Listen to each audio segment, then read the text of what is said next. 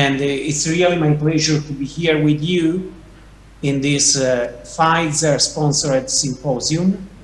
And we will discuss about CDK4/6 inhibitors in the metastatic breast cancer management. And we will address the topic in the context of clinical trials and also of real-world practice with some real-world evidences. So those are my personal disclosures.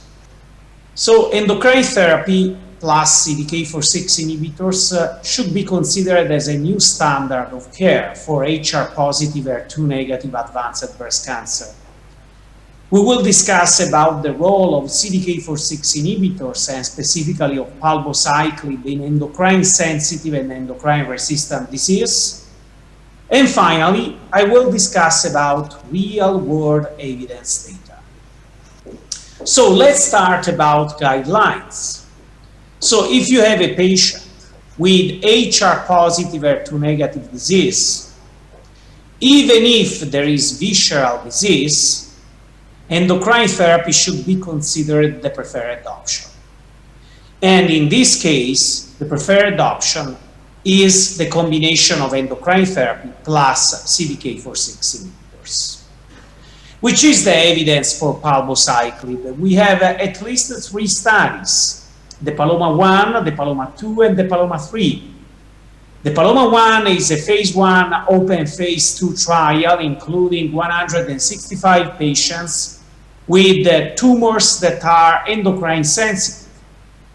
And the combination partner was letrozole with the primary endpoint that was progression-free survival. The PALOMA-3 included 521 patients with endocrine-resistant disease, both premenopausal and perimenopausal and postmenopausal, and the combination agent was fulvestrant. The PALOMA-2 was a combination of letrozole plus aromatase inhibitor, specifically letrozole and palbociclib in endocrine-sensitive disease. Let's start with the PALOMA-1.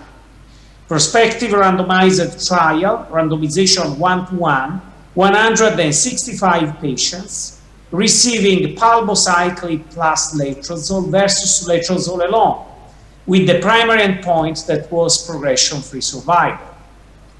With the final analysis of data, the addition of palbociclib to letrozole increased the progression-free survival from 10 months in the letrozole arm to 20 months in the palbociclib plus letrozole arm. And according to the results of this study, palbo received an accelerated approval by FDA. In the PALOMA-2, we have postmenopausal, ER-positive, HER2-negative metastatic breast cancer who received no prior treatment for advanced disease and were excluded all patients with AI-resistant tumors. Randomization was 2-to-1, and patients received palbociclib plus letrozole versus placebo letrozole, with the primary endpoint that was progression-free survival, and the secondary endpoint including response rate, overall survival, and safety. There was a dramatic increase in progression-free survival from this combination, with the median progression-free survival of 24.8 months in the palbociclib arm versus 14 months in the endocrine therapy arm. So 2 years of benefit in terms of progression-free survival. What's about response rate? I would like to remember very well this slide. The overall response rate using palbociclib plus letrozole in a population of patients with visceral disease and measurable disease was 55%. There is no chemotherapy giving this type of response rate. That's why we should not consider chemotherapy in this patient population. So if you have HR-positive, HER2-negative disease, the best of care is endocrine therapy plus CDK4/6 inhibitors. The clinical benefit rate was for 84% of the patients. The median duration of response was 16 months, more than 1 year. What's about safety? So the most common toxicity observed with palbociclib and with the majority of CDK4/6 inhibitors was hematological toxicity and, of course, fatigue. So it's a class effect toxicity, and you know very well that usually it's not a big problem for the patients. If you have a long duration neutropenia and leukopenia, you can stop treatment, waiting until the patient will recover. And if within 1 week you don't need a dose adjustment, you can proceed with the same dose.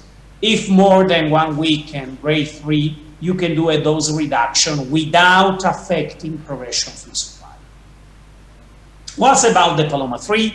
Prospective randomized trial for ER-positive, HER2-negative disease, including both premenopausal and postmenopausal women with endocrine-resistant disease. Randomization 2-to-1, palbo plus fulvestrant versus placebo fulvestrant. And here we have an improvement in progression-free survival from 3.8 months to close to 10 months. And those are the final analysis, progression-free survival investigator assessment. Also in terms of response rate, the data are quite good. We have finally in patients with measurable disease, 25% response rate. Don't forget that usually in this patient population in the past, the treatment was to give chemotherapy. What is very interesting in the PALOMA-3 is that an overall survival analysis has been performed, even if a post-hoc analysis and even if this was a secondary endpoint. There was also an improvement in overall survival with 34 months in the palbociclib plus fulvestrant arm and 28 months in the endocrine therapy arm. So an improvement absolute in overall survival by 6.9 months. This was more evident in patients with prior sensitivity to endocrine therapy, increasing overall survival from 29 months to 39 months, so close to 1 year. This is a very important information. Time from randomization to start of post-progression chemotherapy was dramatically increased in the palbociclib arm, from 8.8 months to 19 months. What's about the other CDK4/6 inhibitors? We have abemaciclib with the MONARCH 1, 2, and 3. In the MONARCH 1, there is a monotherapy. In the MONARCH 2, are patients included with endocrine-resistant disease, and the combination partner was fulvestrant. In the MONARCH 3, we have endocrine-sensitive disease postmenopausal with a combination with anastrozole or letrozole. Regarding the Mona Lisa trials, we have Mona Lisa 2, endocrine-sensitive disease with letrozole, Mona Lisa 3, endocrine-sensitive and resistant in combination with fulvestrant, and then the Mona Lisa 7, just for patients premenopausal, in combination with anastrozole or letrozole or tamoxifen and LHLH alcohol. So in the endocrine-sensitive disease, considering altogether the CDK4/6 inhibitor, palbo, ribo, and abema, there is a clear improvement in progression-free survival in all the trials, PALOMA-2, Mona Lisa 2, and MONARCH 3. And if we consider the endocrine-resistant disease, PALOMA-3, Mona Lisa 3, and MONARCH 2, here again, similar results for palbo, abema, and Mona Lisa, the ribociclib. You should also remember that in the context of the MONARCH 2 and the Mona Lisa 3, as for PALOMA-3, there is an improvement in overall survival. So the selected baseline characteristics are not the same across the trials. So if we consider the PALOMA-3, we have in most of the cases endocrine-resistant disease, and 28% received no chemotherapy in any setting. So 85% had prior aromatase inhibitors, and 22% were treated with the first line for advanced breast cancer and metastatic breast cancer. The most important thing is that 1/3 of the patients in the PALOMA-3 received 2 lines of treatment, previous treatment, including also chemotherapy. Chemotherapy was not administered to patients in the Monarch 2, no patients received chemotherapy, and Mona Lisa 3, no patients had prior chemotherapy. That's why maybe it's quite clear the improvement in overall survival in Mona Lisa 3 and Monarch 2, and we have also a post-hoc analysis in the second endpoint for Paloma 3 in which we demonstrate exactly the same data. So those are the final analysis data with the progression-free survival benefit confirmed in all the trials. If we consider again efficacy in selected baseline patient characteristics, also in this case, you can see that the data in terms of hazard ratio are quite similar. So what's about real-life data? So I would like to remember that for palbociclib, we have many real-world data. And this is the first setting. We have 788 patients receiving palbociclib and letrozole in the real-world setting. And the data are quite interesting. Here we have patients with a mean age of 67 years old, including also 188 patients that are elderly, so more than 70 years old. And if we look at the data, it's quite important to remember that most of them received palbociclib and letrozole. And looking in terms of disease of stage at initial diagnosis, of course, it's quite important to remember that we had many patients also with performance status 2. We have 42% of the patients with visceral disease and only 32 with bone-only disease. Some patients have also brain mets. Looking at the final analysis, initial starting treatment for more than 5 sites of disease were 43% of the patients and 17 more than 3. And those are the data of progression-free survival.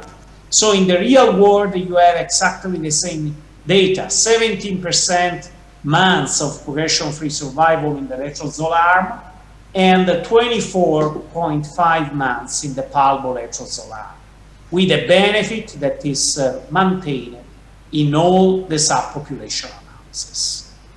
We have a real-world overall survival that's quite interesting also, because here it's quite interesting to see that we have an overall survival improvement with respect to endocrine therapy. So this is the first comparative effectiveness analysis of palbo plus AI therapy versus AI therapy in the context of real-world database. And it's interesting that there is an improvement in overall survival and progression-free survival.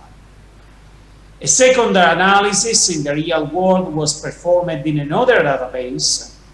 And here those data have been presented during the San Antonio meeting. Again, patients with HR positive HER2 negative disease receiving palbo and aromatase inhibitors in the first line therapy, with the primary endpoint that was progression-free survival. Most of them with visceral disease, 42%, and only 35% with bone-only disease. And again, an improvement in progression-free survival, quite very good. And in the real-world data, it's quite clear that the benefit is across the age, ethnicity, performance status, site of disease, and number of metastatic sites. It's interesting also to mention the age, because as I showed before, we have also elderly patients here, and so the concern is, should we give or not CDK4/6 inhibitor? Yes, because also in patients with more than 75 years old, we have an improvement in progression-free survival, 27 months, so it's really impressive. And what's about response rate? Oh, response rate was great in the real world. Palbo plus anastrozole, 50% response rate. And if we consider palbo plus exemestane, 66%, and plus letrozole, 50%. So the data are quite similar to the data of clinical trials. So we have a new standard of care, of course, in endocrine sensitive disease, because the best combination that we can propose is an aromatase inhibitor plus a CDK4/6 inhibitor, with a dramatic improvement in progression-free survival and also a trend in overall survival.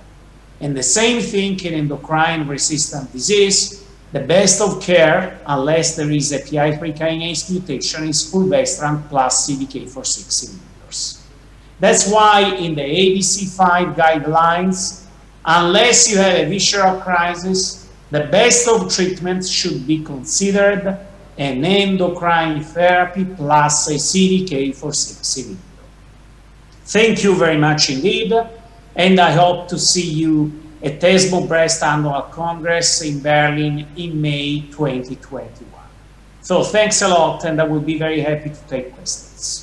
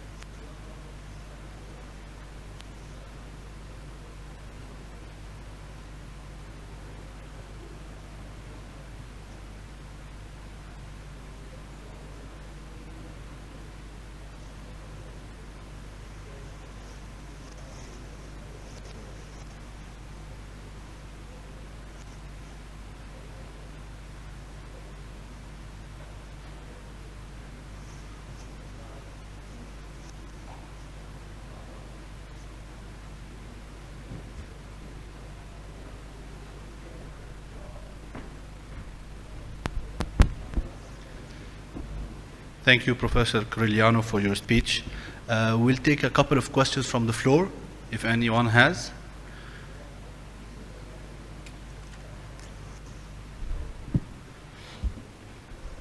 Okay, I have a question myself. What do you think about the progression beyond CDK4/6 inhibitors with the AIs?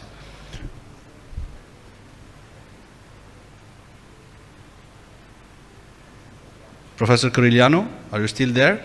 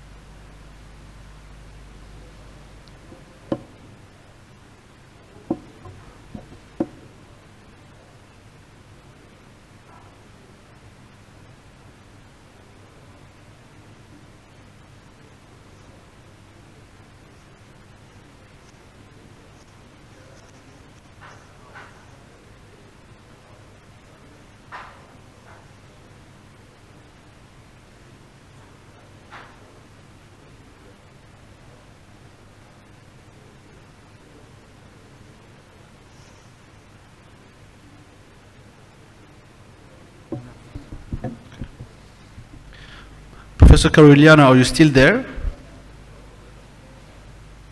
Oh, he's not answering.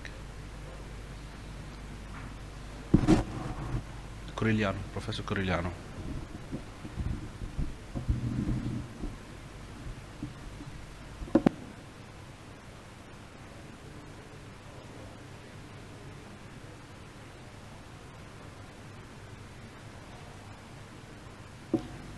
Professor Giuseppe, are you still there?